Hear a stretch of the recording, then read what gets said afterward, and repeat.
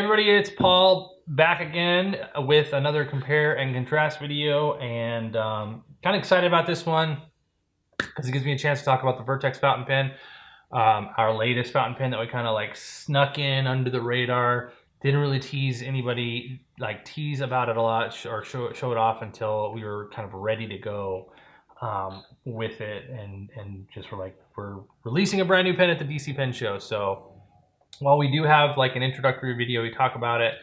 We talked about it and posted that about a week and a half ago. This video kind of compares our two signature series pens that we currently have, the Decagraph and the Vertex, and kind of gives you an idea on each pen, some of the similarities and differences on these pens, to kind of give you an idea of where we're at with these. And I do have an ink just to give you some size comparisons. We'll talk about the ink, though it's not going to play heavily into the compare and the contrast because I'm really trying to look at the two different signature series pens, which are the Decagraph and the Vertex, but the ink is in here just to give you guys a size comparison, since a lot of people know the ink fountain pen as opposed to, actually that's a rollerball. But so we'll get started on this one, guys. And if you haven't had a chance to check out the Vertex introductory video, you don't really know anything about it, you haven't seen it, it's just a couple videos back in the timeline. We'll put a link to it down in the description here. Probably put a link down in the description to the Decograph video as well. That way you can familiarize yourself, because a lot of people aren't really familiar with these at all, surprisingly, as options that we sell. So a little bit of background on the signature series itself, and then we'll get into the two pens. So just about a year ago, we released the Decograph fountain pen, and it's kind of a labor of love for us, for at least Dan and myself. We put a lot of time and effort into kind of the design piece. Dan took some designs that he'd been working on for several years and put them into, and kind of implemented them into the Decograph. It was a way for us to diversify some of our product lines. We wanted to try some different things. We'd have been asked by people to use materials that were not metal. And with our current line of metal pens that we had at the time, it's not really possible to go back and make a pen out of a plastic that was designed to be made out of metal. The fasteners don't work very well. Sometimes machining wise, you can't really do some of the different machining techniques that we use on this piece in metal on something like Delrin. It just doesn't work very well in the machine itself. It causes a lot of loss. It causes some failure in the material itself. So with us deciding that we wanted to try to use plastics in some of our pens, we really had to design the pen around that material. And that was what we did with the Decograph. We wanted it to kind of be our style. So that pen specifically does have aluminum on it. All the major components, except for the nib, are made in-house by us. So we make the four non-metal components: the barrel, cap, and grip. Those are all machined on our machines. And then we also manufacture in-house, and they're fully machined, the finials and the clip. And we've since moved from the two-piece clip that you may be familiar with on some of our early pieces.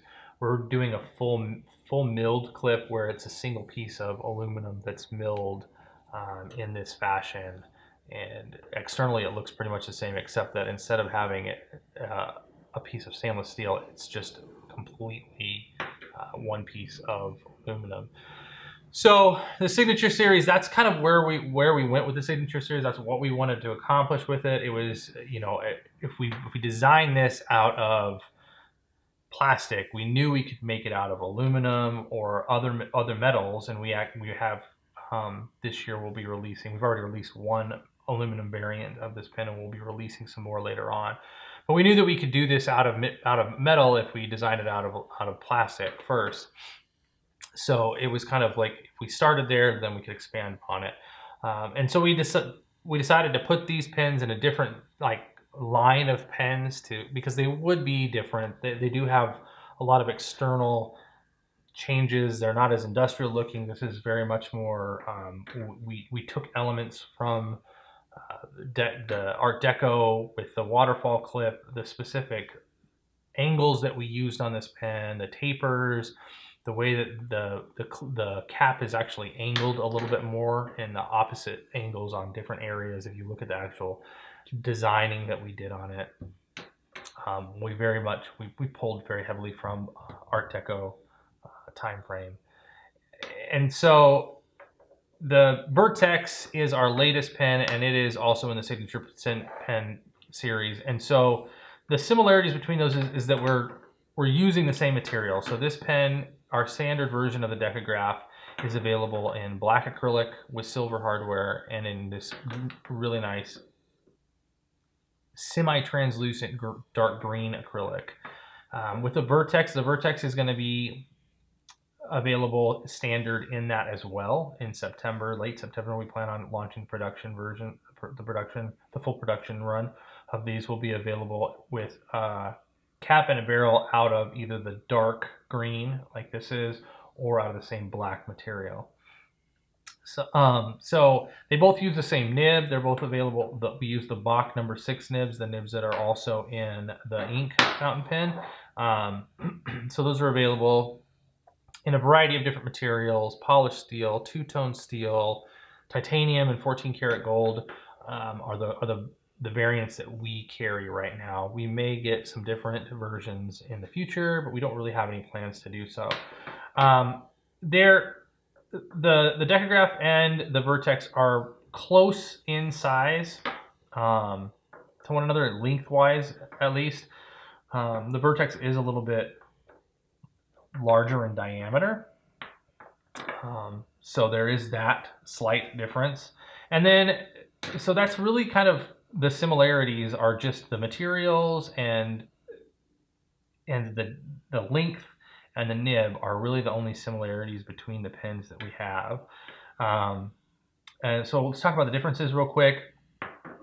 And also, if you look at the three of them with the ink, they're all roughly the same length as the ink, and then the diameter of the Vertex is very close to the diameter of the ink. So while we did design this as a pocket fountain pen to be carried in a pocket, and it does work really well that way, it is a larger size pocket fountain pen, but we provide it with a pen sleeve, and so it doesn't get beat up in your pocket. I've carried mine in my pocket for a couple months now. I haven't had any issues with it. It doesn't come uncapped, no leaking issues, so there is that to consider. So differences between the pens, besides the design features, first difference that you'll really notice is that we used threads for the cap and barrel of the Decagraph. So it's kind of a more traditional style. You do have that external fastener, and while they're not aggressive again, and they're not that great of a step down, it doesn't cause a lot of discomfort to grab them there. Some people hate that, they're a back gripper and they're like, oh, there's threads right there, it's really uncomfortable. The Decagraph is designed to post, and it does post really securely. It's a little bit longer posted than some pens people are used to, but it's not uncomfortable. It's not too back heavy because there's not a lot of weight in the cap itself. It is designed for a cartridge or converter, so you can fit a converter in here. It can also be eyedroppered, which is a similarity with the Vertex. The Vertex, on the other hand, does not have any external fasteners, not your traditional fasteners. It takes some of the technology. We basically moved some of the technology in the reactor line and implemented it in this, where we have an O-ring in the cap that captures a little flare on the grip section, and it seals. It provides both a airtight seal and the capping of the pen itself. The grip sections on these, while the grip section on the Decagraph is the same color as the barrel, the grip section on these we designed specifically out of transparent materials. We wanted there to be like made it a little bit longer than normal and made it come out, and so you have a visible ink window, so when it has ink in it, you can see the ink there. Gives a nice little touch to the pen.